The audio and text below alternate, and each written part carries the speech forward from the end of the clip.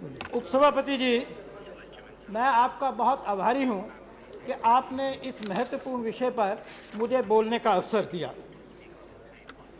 उपसभापति जी, शनिवार को जो मुंबई में हिंसा हुई, जो प्रदर्शन हुआ, उसके जो कारण है, उसके पीछे जो मानसिकता है और जो उसके शिकार हुए the targets of that violence, वो इस देश के भविष्य के ऊपर बहुत सारे प्रश्न खड़े करते हैं। जब आप मुंबई की हिंसा की बात करते हैं तो मन में चिंता, शोक और उसके साथ साथ मन में बहुत दुख भी होता है। देखिए, प्रजातंत्र में विरोध का अधिकार सबको है। हमने दिल्ली में कल एक बड़ा प्रदर्शन देखा, परंतु जिस तरह का प्रदर्शन मुंबई में हुआ और जिस तरह की हिंसा हुई, जिस तरह के नारे लगाए गए, वो अपने आप में बहुत चिंता का विषय है। एक तो ये प्रदर्शन उपसभापति जी आज़ाद मैदान में हुआ। आज़ाद मैदान का संबंध भारत के स्वतंत्रता आंदोलन के साथ रहा है। वहाँ पर 2 लोगों को एक बड़े बड़ के पेड़ के ऊपर फांसी दी गई थी और गांधी जी के बहुत सारे आंदोलनों की शुरुआत भी आज़ाद मैदान में हुई थी। और आज़ाद मैदान में तो आंदोलन शुरू हुआ, ये प्रदर्शन हुआ और स्वतंत्रता दिवस से केवल 4 दिन पूर्व, और इसलिए वहाँ पे जो हुआ उसका महत्व जो है बहुत बढ़ जाता है। ये जो रैली हुई वहाँ पर, उसमें 2 मुद्दे उठाने की बात थी। एक तो तथाकथित असम में हिंसा और दूसरा जो था रोहिंग्या मुसलमानों के ऊपर बर्मा में अत्याचार। जो असम में हिंसा हुई, मैंने सदन में पिछले दिनों भी कहा था, वो कोई सांप्रदायिक हिंसा नहीं थी। स्थानीय लोग, बोडो जनजाति के लोग, असमी लोग, वो अपनी पहचान के लिए, अपनी सम्मान के लिए, अपनी संपत्ति के लिए लड़ रहे थे और आक्रमण करता थे विदेशी घुसपैठी। परंतु जो रैली हुई उसमें स्थानीय लोगों के लिए सहानुभूति नहीं थी। वहाँ पर बोडो लोगों या असम के लोगों का समर्थन नहीं था। वहाँ पे विदेशी घुसपैठियों का समर्थन किया गया और उनको अधिकार है कि वो बांग्लादेश से जब चाहे आए और यहाँ के स्थानीय जनता के ऊपर, उनके सम्मान के ऊपर, उनकी संपत्ति के ऊपर, पहचान के ऊपर जितना आक्रमण कर सकते करें। और हमारी सहानुभूति जो है, वो रैली के लोगों ने कहा, हमारी सहानुभूति जो है वो इस देश के लोगों के साथ नहीं है, हमारी सहानुभूति विदेशी घुसपैठियों के साथ है।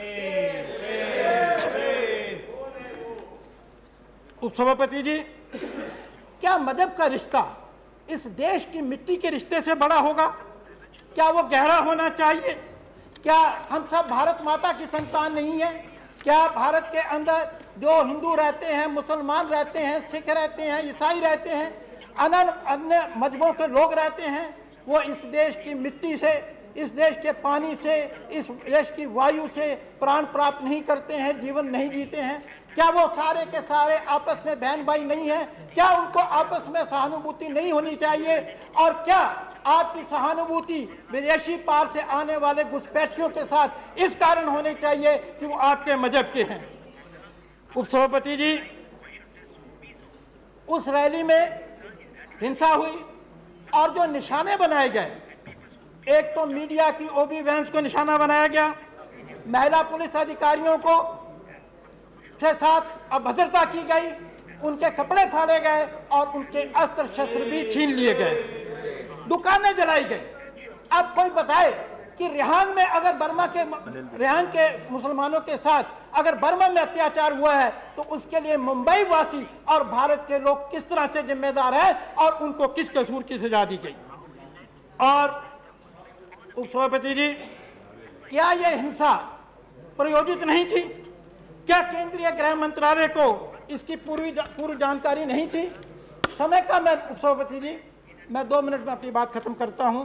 क्या यह सच नहीं है कि शंभू सिंह जो ज्वाइंट सेक्रेटरी हैं, नॉर्थ ईस्ट के इंचार्ज हैं गृह मंत्रालय में, उन्होंने उत्तर पूर्व के एक चैनल, फ्रंटियर चैनल, जो अन्य चैनल्स में भी आया, 2 बातें कही कि मौलाना अजमल बदरुद्दीन, उन्होंने टेलीफोन कर करके सारे मुंबई के लोगों को इकट्ठा होने के लिए कहा और हिंसा के लिए उनको उकसाया। और बाद में गृह मंत्री जी, क्या यह सत्य नहीं है कि आपके दबाव के कारण संयुक्त सचिव शंभू सिंह ने अपना बयान बदला, जबकि उसका बयान सीडी के ऊपर आज भी उपलब्ध है और सुना जा सकता है। सरकार मिल गई। अगर केंद्रीय सरकार को इसकी जानकारी थी, क्या इन्होंने महाराष्ट्र सरकार को जानकारी दी? परंतु महाराष्ट्र की सरकार ने उसके रोकने के लिए, हिंसा को रोकने के लिए कोई कार्रवाई नहीं की, क्योंकि क्या उसका कारण वोट बैंक पॉलिटिक्स था? क्या वोट बैंक पॉलिटिक्स के प्रेशर के अंतर्गत आके महाराष्ट्र की सरकार ने उन लोगों के खिलाफ कार्रवाई नहीं की? अब भी कार्रवाई जो हो रही है जो उसमें कहा जा रहा है कि रमजान का महीना है, रमजान के महीने में पुलिस कार्रवाई नहीं करेगी। उपसभापति जी, अगर रमजान के महीने में अपराध किए जा सकते हैं, रमजान महीने की पवित्रता को बरकरार नहीं किया रखा जा सकता, तो रमजान के महीने में पुलिस अपराधियों के खिलाफ कार्रवाई क्यों नहीं कर सकती? और दिवाली के दिन शंकराचार्य जी को गिरफ्तार किया जा सकता है, दिवाली की पवित्रता को ध्यान में नहीं रखा जाता, परंतु रमजान के कारण क्योंकि कसूरवार जो हैं, आरोपी जो हैं, उनका मजहब इस्लाम है, इसलिए उनके साथ नरमी बरतने के पीछे अगर वोट बैंक पॉलिटिक्स की कंपल्शन नहीं है तो क्या कारण है? और सबसे बड़ी बात, नॉर्थ ईस्ट के, मैं 2 मिनट लूंगा, नॉर्थ ईस्ट के लोगों को पूना के अंदर, कलकत्ता के अंदर, आंध्र प्रदेश में और रांची के अंदर निकाल के पीटा गया और योजनाबद्ध ढंग से किया गया, और ये सरकार मूक दर्शक बनती देखती रही। मैं 2 बात और कहकर अपनी बात खत्म करता हूँ। इस प्रदर्शन के, इस रैली के सबसे ज्यादा जिसे कहना चाहिए शर्मनाक पहलू ये है कि Chhatrapati Shivaji terminal, 1 minute sir, CST के अंदर एक शहीद स्मारक है, अमर जवान ज्योति है।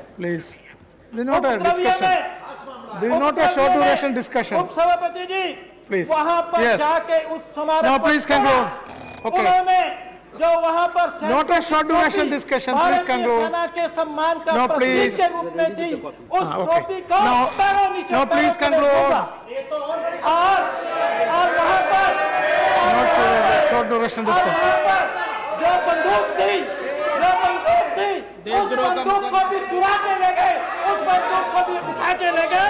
अच्छा पुंजी बैठे, उपसभापति जी, मैं आपको कहना चाहता हूँ, हो गया, मैं सदन के इस स्तर पर लोगों को कहना चाहता हूँ, उपसभापति जी, ये देश कभी पुंजी बैठे, हो गया, ये देश शहीदों का नहीं सहेगा।